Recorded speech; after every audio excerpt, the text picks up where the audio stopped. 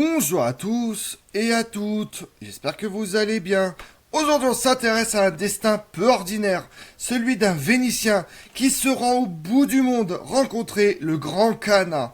Rien ne laisse présager qu'un simple fils de marchand siégerait à la cour de l'empereur de Chine.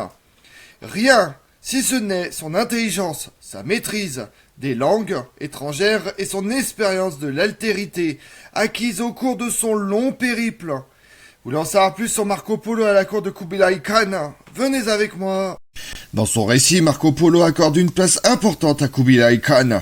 Quelle fonction occupait-il auprès de lui? La nature de sa charge nous n'en est pas indiquée. Il est, semble-t-il, un émissaire spécial du souverain, chargé de missions variées à l'étranger, y compris dans les pays lointains, sans doute politiques, diplomatiques, voire économiques. Lorsque les ambassadeurs persans demandent à l'empereur une nouvelle épouse pour le roi d'Aragon, Marco Polo rentre d'Inde. Ce mot peut désigner le continent indien, mais aussi Ceylan ou les îles d'Indonésie. Le texte donne ailleurs une description assez détaillée de la côte orientale de l'Inde. Marco Polo peut être passé à Madras où se trouve le tombeau légendaire de Saint Thomas. En 1285, Marco Polo visite le royaume de Champa, c'est-à-dire l'Annam et le Cochin. Il y a vu le roi du pays, il sait qu'il prend pour femme toutes les belles créatures du royaume, il jouit d'un droit de préemption, il mentionne le nombre extraordinaire de ses fils. Il sait aussi qu'il y a là du bois d'aloès et beaucoup d'éléphants. Ce qui n'est pas pour déplaire à Kubilai Khan, lequel se fait parfois porter à dos d'éléphants dans les chasses et les combats. Marco Polo est sans doute allé en Birmanie. Il présente des informations détaillées sur la capitale qu'il appelle la cité de Mienne. Il décrit 2 monuments funéraires exceptionnels recouverts de plaques d'or et d'argent édifiés par le roi du pays. Aussitôt après, il évoque la province de Bengala. Il ne faut pas y voir le Bengale, comme on a cru parfois. Il s'agit sans doute de la Birmanie méridionale que l'armée mongole a attaquée. Le voyageur a dû y pénétrer. Il note qu'on y parle une langue particulière et qu'il y a beaucoup d'eunuques à acheter dans cette région. Marco Polo a été envoyé dans ces contrées lointaines sur ordre du souverain. Comme Kubilai Khan désire constamment augmenter le nombre des rois qui reconnaissent son autorité et qui lui paient un tribut annuel, on peut supposer que le Vénitien devait jouer un rôle pour accroître le trésor impérial. En outre, étant fils de marchand, il a l'œil suffisamment avisé pour remarquer les curiosités de chaque endroit visité. Les choses rares et chères, les soieries, l'or, l'argent, les métaux précieux, tout ce qui peut intéresser Kubilai Khan. Eu égard à sa fonction d'envoyé spécial, Marco Polo jouit de prérogatives particulières. Il devait avoir une tablette d'or en signe de commandement. Dans le legs fait à sa fille Fantina, on relève une tablette d'or qu'il avait rapportée en Occident. Il pouvait se déplacer sur toutes les routes réservées à l'autorité publique et disposait de montures et de gardes du corps. Comme représentant du grand Khan, il avait le droit de commander à tous, y compris aux gouverneurs de province. Preuve de l'importance du personnage, il eut sous les yeux des documents officiels exceptionnels, une lettre de l'impératrice Song décrivant en chinois la grandeur de la ville Hangzhou. Un traducteur a dû transporter pour lui le texte en mongol, car il ne devait pas connaître le chinois. Le livre de Marco Polo pourrait s'intituler le livre de Kubilai Khan, car il décrit non l'histoire de Marco Polo, mais l'empire du plus puissant empereur du monde. Quand le livre évoque la Russie, l'Asie centrale, l'Iran, l'Afghanistan, c'est parce que Kubilai Khan en est le suzerain. Quand il y parle du Japon qu'il dénomme Simpango, du Vietnam, de la Birmanie, c'est parce que Kubilai Khan y envoie ses armées. Quand il présente le Sri Lanka, l'Inde du Sud, jusqu'à Madagascar, c'est que Kubilai Khan y dépêche des émissaires pour obtenir leur soumission. Quand il décrit les côtes de l'océan Indien, de l'Inde, de l'Arabie, de l'Afrique, c'est que les marchandises de la Chine y parvenaient. Kubilai Khan est le sujet, le centre et l'unité du livre. Tout ce que Marco Polo relate n'a de sens que par lui.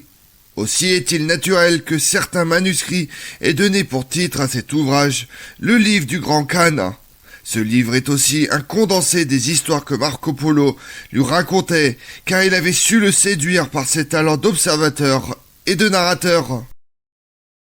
Marco Polo a vu des archives relatives aux taxes imposées par Kubilai Khan sur le sel de la ville et sur celui de la région de Hangzhou, ou sur d'autres produits. Marco Polo se montrait ébahi du montant énorme de ces taxes. Il fallait être un personnage très haut placé pour avoir accès à de tels documents. En revanche, il n'a sans doute jamais été le gouverneur de la ville de Yangzhou, comme il le soutient. Mais il avait encore plus de pouvoir puisqu'il était le représentant de Kubilai Khan en personne. A-t-il été chargé de contrôler les taxes sur le sel de Kinsai, l'actuel Hangzhou? Ce n'est pas impossible.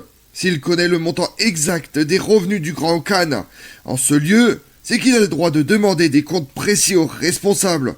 Ce rôle éminent, il le doit à sa formation de fils de marchand de très haut niveau, à son intelligence, qui lui fait sentir que l'empereur désire savoir beaucoup de choses sur les pays lointains, enfin, à sa connaissance du mongol et du persan. Il peut en effet écrire et parler dans ces langues. Il les a apprises en cheminant longuement au sein des grandes caravanes. Il peut donc s'entretenir directement avec le Grand Khan. En raison de ses relations privilégiées avec Kubilai Khan, les gens de la cour du souverain ne l'appellent plus par son seul nom. Ils y ajoutent un titre honorifique, Messire. Pour tout cela, nous instruit sur le rang élevé de Marco Polo, qui à lui seul assurait un service de renseignement, sans doute très complet, auprès du Grand Khan. C'est pourquoi à plusieurs reprises Kubilai Khan a refusé de laisser repartir en Occident la famille Polo.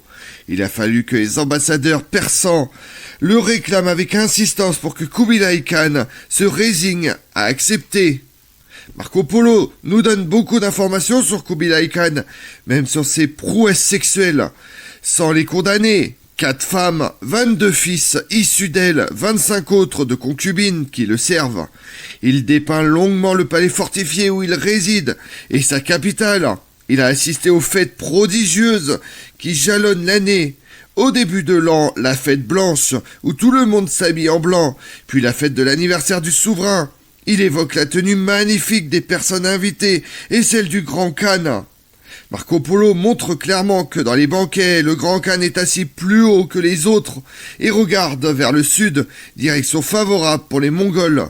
Lorsqu'il s'apprête à boire, des instruments de musique se mettent à jouer. Lorsqu'il tient sa coupe en main, tout le monde s'agenouille en signe d'humilité. Quand il a bu, les gens se relèvent. Pour l'anniversaire du Grand Khan, une cérémonie spéciale est organisée. Des régions soumises à son autorité lui parviennent une masse de présents. On peut entrevoir des scènes en regardant une peinture du bon peintre jésuite Castiglione à la fin du XVIIIe siècle. Le matin de fête blanche, au début de l'année, tous les officiers au service du Grand Khan, quel que soit leur grade, se présentent dans la grande salle de réception. Chacun se met à l'endroit qui lui est assigné. Le maître de cérémonie se lève et déclare « Inclinez-vous et adorez ». Parole rituelle qui indique que comme ses prédécesseurs chinois, le souverain s'affirme comme le fils du ciel. Chacun des assistants s'allonge alors sur le sol, le front contre terre, et adore le souverain devenu une divinité. Cette pratique de la prosternation a duré pendant des siècles en Chine jusqu'à la fin de la Chine impériale en 1911 avec l'empereur Puyi. Le narrateur dépeint avec précision les chasses impériales, qui étaient des manifestations à grand spectacle. Une foule de chasseurs de haute lignée entourait l'empereur. Une masse énorme de valets, de chiens, de faucons, de rabatteurs, de gibier entraînait en scène. La chasse durait une journée entière. Le texte présente ainsi 2 réalisations extraordinaires de l'Empire mongol. La monnaie de papier, qui remplace l'or, l'argent et le laiton, ainsi que la remarquable organisation de la messagerie impériale et des relais de poste. Toutes ces descriptions sont d'un grand intérêt, car elles nous relèvent un passé inconnu et surprenant. Comme on l'a vu, à plusieurs reprises, Marco Polo affirme avoir été envoyé en mission par le Grand Khan. Peu après son arrivée, il aurait été mis une première fois à l'épreuve. Comment le Seigneur envoya Marco Polo pour son voyage et comment Marc retourne de son message.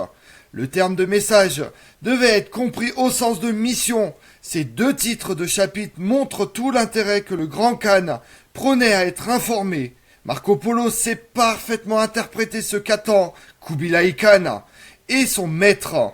Du moins veut-il le faire comprendre à son lecteur ou son auditeur. Je vous remercie d'avoir suivi cette vidéo en ma compagnie.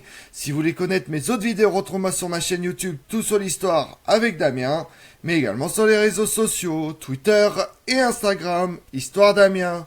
Et pensez à liker, commenter et vous abonner. Je vous remercie à tous.